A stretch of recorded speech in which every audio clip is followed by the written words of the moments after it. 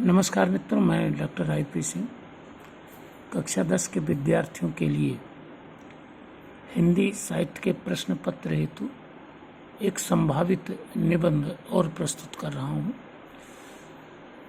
आशा है कि आपके लिए उपादेय सिद्ध होगा। उपभोक्तावादी मानसिकता और भारतीय परिवेश, माने आजकल जो ये खाओ पियो मौज करो की परंपरा चल पड़ी है, उसी को उपभोक्तावादी मानसिकता कहते हैं। तो इसके लिए हम सबसे पहले शीर्षक डालेंगे और फिर उसका ब्लूप्रिंट बनाएंगे। ये जो प्रस्तावना या अन्य टॉपिक अभी पढ़ता हूँ मैं, ये आपको प्रश्न पत्र निर्माता स्वयं देगा, तो उसके हिसाब से आप तैयारी करेंगे। तो चलिए देखते हैं। उपभोक्तावादी मानसिकता और भारतीय परिवेश, रूपरेखा जिसे ब्लूप्रिंट कहते हैं, जो आपको प्रश्न पत्र निर्माता देगा। नंबर 1 प्रस्तावना, नंबर 2 उपभोक्तावाद के प्रचलन के कारण, नंबर 3 उपभोक्तावाद का स्वरूप, नंबर 4 उपभोक्तावाद के दुष्परिणाम, नंबर 5 भावी संभावनाएं और नंबर 6 निष्कर्ष। इसके बाद इसको अंडरलाइन करेंगे और यहाँ से मेन निबंध शुरू करेंगे। उपभोक्तावादी मानसिकता और भारतीय परिवेश।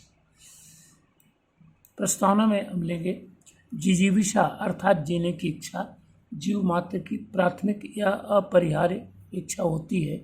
इसके भी मूल में 3 मूलभूत अपेक्षाएं समाहित होती हैं: रोटी, कपड़ा और मकान। इनकी पूर्ति हेतु होने वाले प्रयास से ही किसी इंसान के वास्तविक जीवन संघर्ष का आरंभ होता है। लेकिन जब ये सहज उपलब्ध हो जाते हैं, तब इंसान संतुष्ट के स्थान पर आनंद की तलाश करने लगता है। ऐसे परिवेश में एक नया जीवन दर्शन स्थापित होता है: खाओ पियो या मौज करो, अथवा यूज एंड थ्रो, जिसे वर्तमान में उपभोक्तावादी जीवन दर्शन या मानसिकता कहा जाने लगा है। नंबर 2 उपभोक्तावाद के प्रचलन के कारण। वस्तुतः इंसान की मानसिकता भोगवादी होती है। अभाव में यह शिथिल तो रहती है, किंतु उपलब्धियां मिलते ही प्रबल पड़ती चली जाती है। आज एक तरफ पाश्चात्य भोगवादी विचारधारा का प्रभाव और दूसरी तरफ विज्ञान द्वारा निरंतर उपलब्ध कराए जाने वाले संसाधनों के कारण हमारे देश में यह जीवन शैली स्तरबोध का पैमाना बन चुकी है। हमारी पुरानी जीवन शैली, जो त्याग, तपस्या, संयम, अपरिग्रह और इंद्रिय निग्रह में विश्वास रखती थी, अब पूरी तरह तिरस्कृत कर दी गई है और आत्म केंद्रित स्वार्थपरता अर्थात यूज एंड थ्रो का जीवन दर्शन अंगीकार हो रहा है। नंबर 3 उपभोक्तावाद का स्वरूप। इस जीवन शैली में नग्नता, अश्लीलता, लूट खसोट, पुरातन मान्यताओं को नकार कर केवल आत्मलाभ, भोग विलास या वासनाजन्य संदर्भों को ही अंगीकार किया जाता है, जिनमें प्रायः रंच मात्र भी संवेदनशीलता नहीं होती। वस्तुतः नूतन प्रचलन परंपरागत जीवन दर्शन का अंग बनना चाहते हैं, क्योंकि पुरातन मान्यताएं सर्व स्वीकृत होती हैं, जबकि नूतन मान्यताओं का आरंभ में व्यापक विरोध होता है। पुरातन मान्यताएं बंधन युक्त होती हैं, जबकि नूतन मान्यताएं बंधन मुक्त। उन्मुक्तता का यह आलम आज सर्वत्र प्रभावी बन गया है, जो रिश्ते, नाते, शर्म, संकोच, संवेदना, धर्म, अधर्म, आस्था, विश्वास आदि सबको नकार देता है। दुर्भाग्य तो यह है कि इनके सबसे बड़े चहेते युवा या किशोरावस्था के लोग होते हैं। नंबर 4 उपभोक्तावाद के दुष्परिणाम।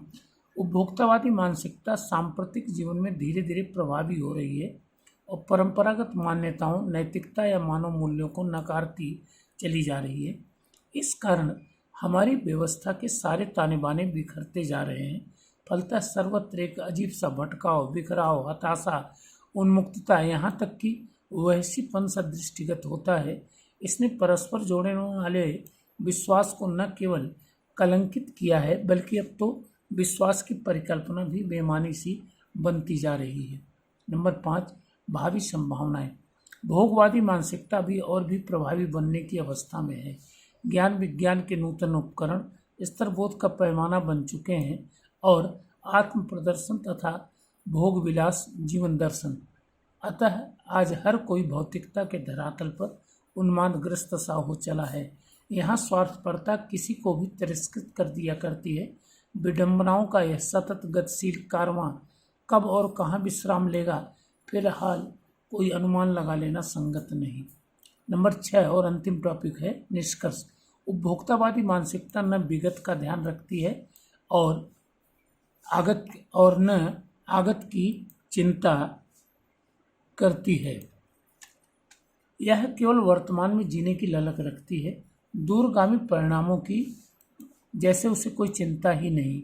यह यथार्थ धूम्रपान के उस विज्ञापन की तरह है जिसमें धूम्रपान का खुल्लम खुल्ला प्रदर्शन करते हुए वैधानिक चेतावनी भी लिखी जाती है। धूम्रपान स्वास्थ्य के लिए हानिकारक है।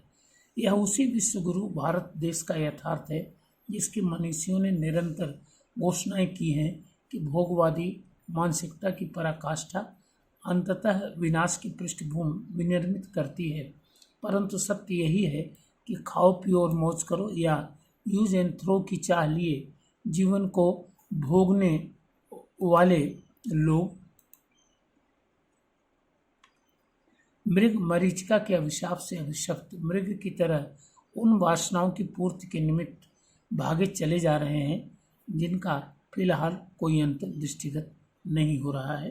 तो आपका यह निबंध 300 से 350 शब्दों में लिखना है। लगभग 450 शब्दों का यह निबंध है। आशा है कि आपको पसंद आएगा। अच्छा लगे तो लाइक करें, सब्सक्राइब करें। अगले वीडियो में फिर मिलते हैं। धन्यवाद।